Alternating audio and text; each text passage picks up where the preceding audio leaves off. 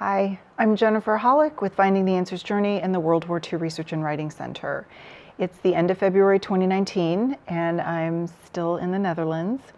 This week I met with a Dutch GP who also works at a hospice, and this gentleman is also researching an American officer from World War II who was with the 4th Armored Division. And we've met a couple times. We've spoken a lot on email about research, about caregiving, about hospice. I still have plans to visit a hospice probably this summer because I need to go in there in a different energy than what I am right now. And we had a very open, honest, mind screwing up conversation because he posed a lot of very interesting, difficult questions that I haven't wanted to look at, or maybe they've been kind of floating around my universe for the last few weeks and I've given them just a little bit of thought, but I really haven't taken the time to sit with it and clear the energy around some of this and really look at how I'm functioning and where I'm functioning from in some of this. And one of the questions that he asked, which really screwed up my brain, was, what do you define as success as a caregiver? And of course, like most people would, I go right to, well, when my husband is this and this is no longer an issue and he's that, then I will see that as success. And the doctor pointed out to me, it's really not about him, it's about you. How do you measure success as a caregiver? And, we can take that question, how do you measure success, and put it into any area of our lives. And I took that yesterday and thought about it, and I also applied it to my business because there have been some things that want to change there, some things trying to come in that I've pushed off or I've started to create. I've got pages and pages of things in my journals and notes on my computer and partial videos, but I haven't fully committed. So what does success look like in any area of my life right now? And what would it take to, be in an energy where all the time anything was possible instead of ebbing and flowing or going, up and down on this roller coaster? So when I listened to him a little more and he pointed out, what does success mean to you as a caregiver for you? Has nothing to do with Joanne. It's all about me. And this isn't a selfish thing. It's a very important thing because we definitely need to take care of ourselves. And when I sat there for a few moments and thought about it, I said, well, success to me would be as soon as I get home, I am back in the gym. And probably next time I come here, I need to really see if I can join a gym. I know it's, I'm spending money here at home and I'm not there all the time. So it is just what it is. So what's going to create more in my life? Being able to go to a gym in the Netherlands and at home, or only part of the time when I'm at home?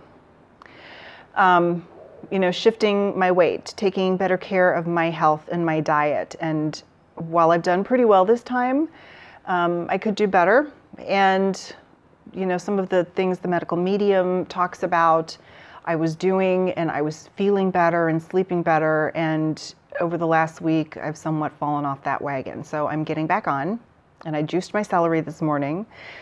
So at least progress. It also means, to measure success, that when I get home, there are some organizations I was thinking about joining, and I hadn't because, again, I'm not there all the time.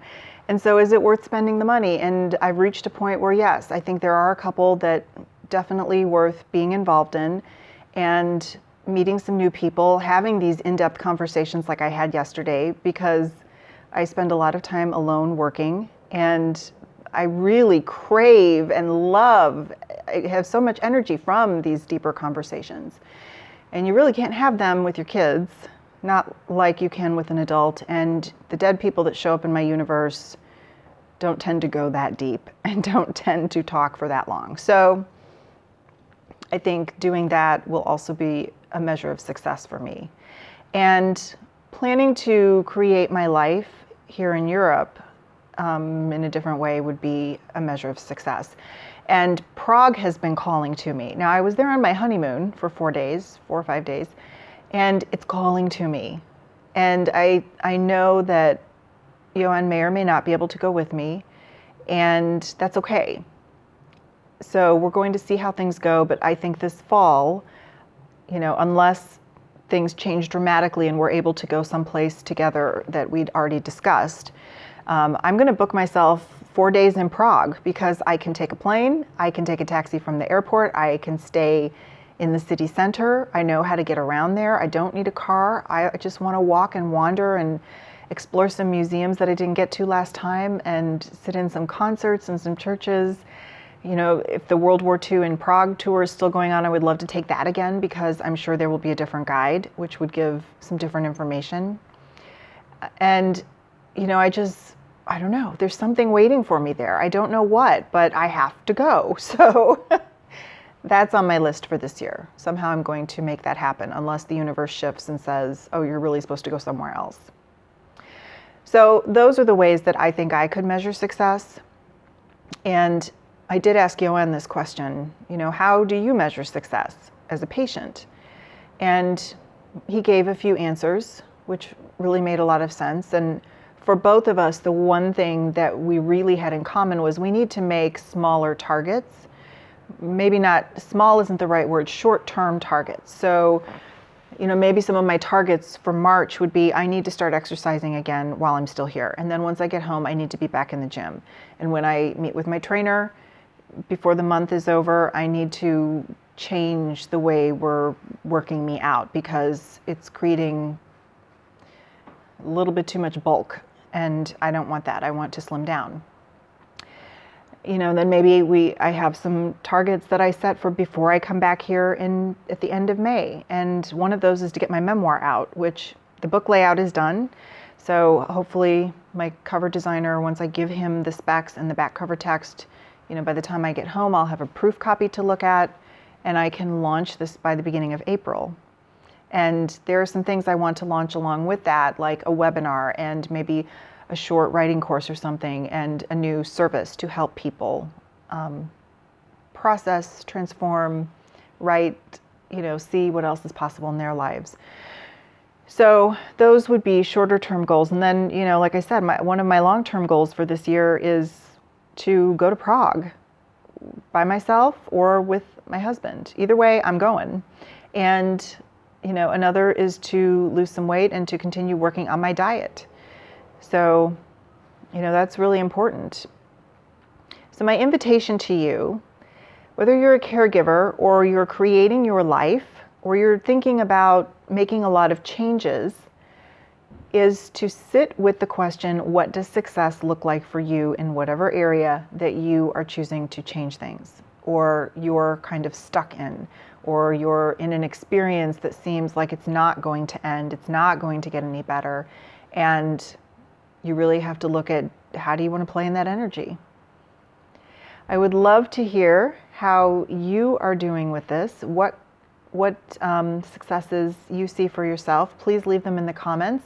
You can also connect with me, depending on where you're watching this, on findingtheanswersjourney.com, where I have lots of other videos and some other resources, even a caregiver webinar that I did, which is free.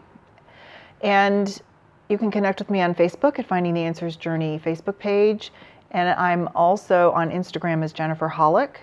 You can find me on LinkedIn, and you can also find me on YouTube, where I would love it if you would subscribe, because I have a lot of energy videos there, a lot of military videos, and they're not so much teaching videos, but more to help you look at the deeper areas of your family, your military history, and your own life.